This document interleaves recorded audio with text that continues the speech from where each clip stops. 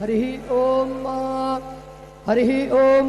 त्र्यम्बकं जजामहे सुगन्धिं पुष्टिवर्धनम् उर्वारुकमिव बन्धनान् मृत्योर्मुक्षीयमामृतात् त्र्यम्बकं जजामहे सुगन्धिं प्रतिवेदनम् उर्वारुकमिव बन्धनान्धितो मुक्षीयमामुताः असितगिरिसमो स्यात् कज्जलं सिन्धुपात्रे सुरतरुवरुशाखा लेखनी पत्रमुर्वी लिखति अधिगृहीत्वा शारदा सर्वकालम् तदपि तव गुणानामीशपारन्नयाति गुरुर्ब्रह्मा गुरुर्विष्णुः गुरुर्देवो महेश्वरा गुरुः साक्षात् परब्रह्म तस्मै श्री गुरवे नमः।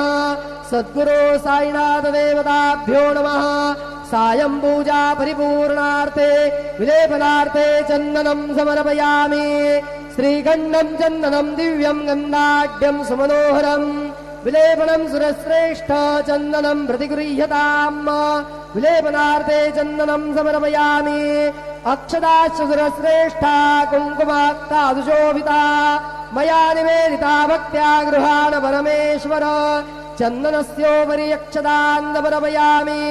अबीरञ्च गुलालञ्च हरिद्रादिसमन्वित नानापरिमलद्रव्यं गृहाण परमेश्वर। नानापरिमल सौभाग्यद्रव्याणि समर्पयामि। माल्यादीनि सुगन्धीनि मालत्यादीनि वै प्रभो मया रोतानि पूजार्थं पुष्पाणि प्रतिगृह्यताम्। नानाविध पत्रपुष्पं समर्पयामि। सायंकाले उपहार नैवेद्यं निवेदयामि।